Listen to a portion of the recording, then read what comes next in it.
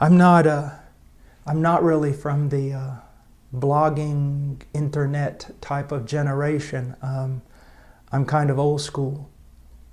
And I suppose all that stuff really has some value to it. But as I wrote recently, it really just burdens my heart, you know. You see all these young men blogging and fighting over theological nuances. And in a way, many of them haven't lived long enough to even know or at least experience what they're talking about. And we'll sit there and we'll fill up the internet with this kind of stuff when there's literally billions of people who've not heard the gospel. I mean, it's insane.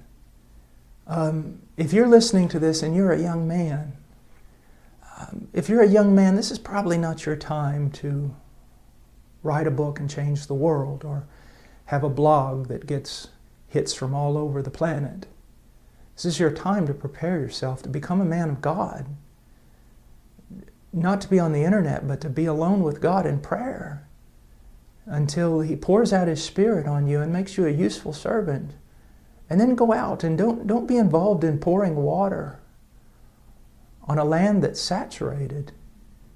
Go out with your life and preach the gospel to the nations that don't know Christ. Why be alive? The need is tremendous. But I'm not going to tell you that the need is so tremendous and God won't get it done without you. God will get it done without you. But what a loss. What a loss of joy.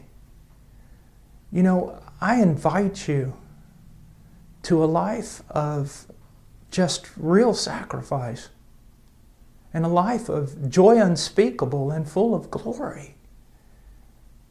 Some of you young men, you need to think about this.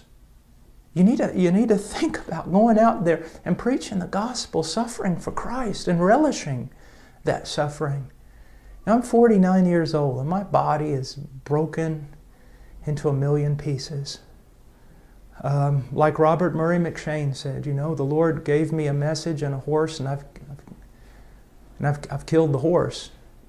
And I feel that way, but I can tell you this, I'm glad. I'm glad. He's worth dying for, young men. And don't waste your life trying to be a theological expert to a bunch of people who already probably know more than you do. Get out there and preach the gospel. Go to the fields. Go to the places where it's dark. Preach the gospel of Jesus Christ. There's, you know, right now I'm just rejoicing in what God's doing in India and Nepal, but there's Tibet. You know, I ask God, when are you going to open the door for Tibet? And China? And when are you going to open the door for Mongolia? A friend of mine out in California, an acquaintance of mine, Larry Pan, he has on his website or whatever, he said that he would rather be on the front lines preaching than jostling for prominence on the stage. Young men, go somewhere and die, that only God and hell will know your name. God because He loves you, and His Spirit is powerful upon you, and hell because hell hates you. Go somewhere and preach the gospel. You know, I sometimes read the Puritans, and well, I like the Puritans a lot, and Martin Lloyd-Jones and Charles Spurgeon, and then I look at the modern day preachers that we have been so blessed with. You know, men like John MacArthur and John Piper and Joel Beakey and so many brilliant men, Wayne Grudem and all these men. They're older men and they've studied a lot and God's given them a voice. Young men, don't try to be them, at least not now. And don't think that America needs you so much. it's better to sometimes to be a, if I preach in the United States, I'm just another preacher. But to go overseas and preach where no one's preaching, even if you're as pitiful a preacher as I am, you're the preacher. Go somewhere where John MacArthur and John Piper are not, and preach the gospel, and pray, and intercede. All the men that I've ever studied, all of them, it's hard for me to find a common denominator in their lives. Some of them were more Calvinistic, others not. Some of them were well-known and seemed prosperous, and others seemed to die as martyrs and no one knew their name. They're all so different, but I found one thing in common, and that was their life of prayer. Prayer, enduring, persevering prayer. Who cares about what man knows your name? The question is, does God know your name? And secondly, does our arch enemy know your name? Does he hate you with a great hatred? Not because you're some well-known preacher, but because on your knees you fight him. On your knees you wrestle with him. You've grabbed hold. You need to be a man of prayer. And because missions, like India, Nepal, everywhere else, it advances on prayer. There's a few things that I've never heard.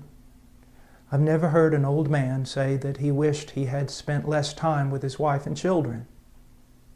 They always say the opposite. I've never met an old preacher who regretted spending too much time in prayer. But just about everyone I've ever met has regretted not spending enough time in prayer. If you know the Word really well, and boy, you're just perfect in your thinking and your logic is pristine, but you're not a man of prayer, you're not worth 2 cents in the kingdom of heaven. You're just not worth 2 cents in the kingdom of heaven. You'll be full of a lot of knowledge and proud and no power. No power. And I pray that you would not jostle for prominence on America's stage. That you'd go and die somewhere for Christ, and that your name would be known in heaven. That you'd be a man of prayer. That you'd study deeply, not in order to preach to other brilliant men, but to preach properly to those who have never heard, and to pastors whom God has raised up in foreign lands who've never had the privilege of studying as you have had the privilege to study. Well, this was impromptu. I got back, I guess it was yesterday, from India and Nepal, and tomorrow I head out to the strange land of California to preach. So I'll be needing your prayers. And then when I get back, I'll going to have several weeks just to kind of get back in the groove of things here at Heart Cry, and especially to get back with my family, with my wife and my 3 little children. Please, I covet your prayers. My life, for whatever it is, it depends upon the prayers of the saints. So please pray for me and pray for us, and pray for Nepal and India and all the other countries of the world. That Christ's name will be great among the nations from the rising to the setting of the sun, and that He will receive the full reward for all His suffering. God bless you. Have a great day.